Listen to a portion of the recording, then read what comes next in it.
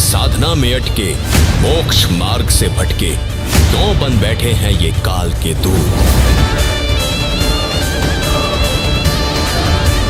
कभी धर्म के नाम पर, कभी इष्ट के धाम पर, कभी जातियों के नाम पर इंसानों को समझा इन्होंने अछूत। बस बस बस, छूना नहीं हमें, अछूत आदमी है। पाखंड और आडंबर का दिखने लगा वो चेहरा, जब जागरण में माता बनकर नाचने लगे ये भूत।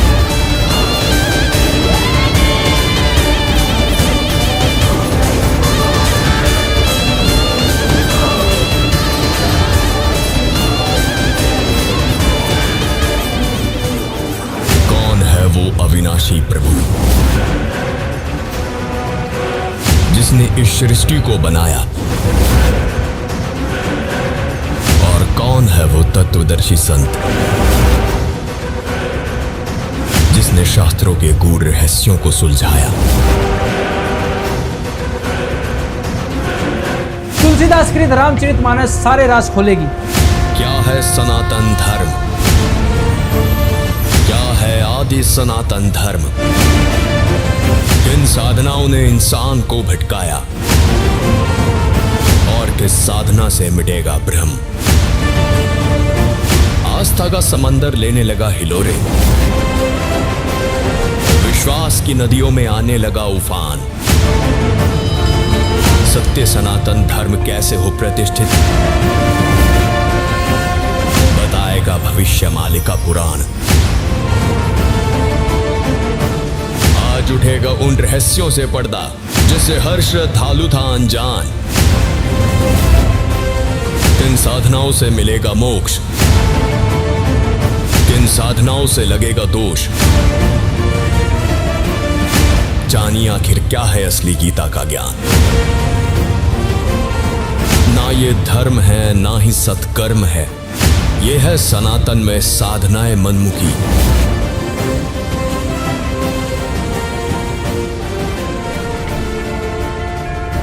आइए आज के इस एपिसोड में जानते हैं आखिर कौन सा है वो देश जहां आप रहेंगे हमेशा सुखी।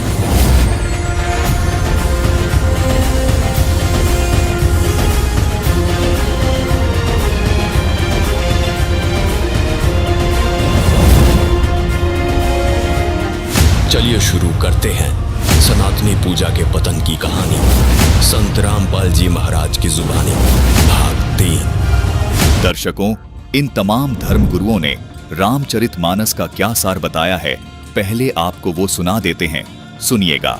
हमारे धर्म गुरुओं ने आपको केवल एक कथा सुनाई कि भगवान श्री विष्णु स्वयं अवतार लेकर माता कौशल्या के गर्भ से जन्मे थे। उन्होंने जन्म के समय ही अपना चतुर्भुज रूप माता कौशल्या को दिखाकर स्पष्ट भी कर दिया था कि मैं भगवान विष्णु हूँ। उसके बाद जब श्री रामचंद्र जवान हुए तब उनका विवाह सीता जी से हुआ। राजा के घर जन्मे श्री रामचंद्र जी का ज्येष्ठ पुत्र होने के नाते राजा बनना तय था, परंतु राज्य अभिषेक से पहले ही उनको वनवास जाना पड़ा। उनके साथ उनकी पत्नी माता सीता जी व भाई लक्ष्मण भी गए। सीता जी का अपहरण निर्भाग रावण ने किया, अपना भी नाश कराया और श्री रामचंद्र जी को भी दुख पहुंचाया। 12 वर्ष तक श्री रामचंद्र जी सीता जी की खोज में लगे रहे। रावण से युद्ध किया, सीता जी को बचाया और 14 वर्ष का वनवास पूरा करके अयोध्या लौटे। अयोध्या लौटने के 2 वर्ष बाद ही किसी कारण से श्री रामचंद्र जी ने गर्भवती सीता जी को घर से बाहर निकाल दिया।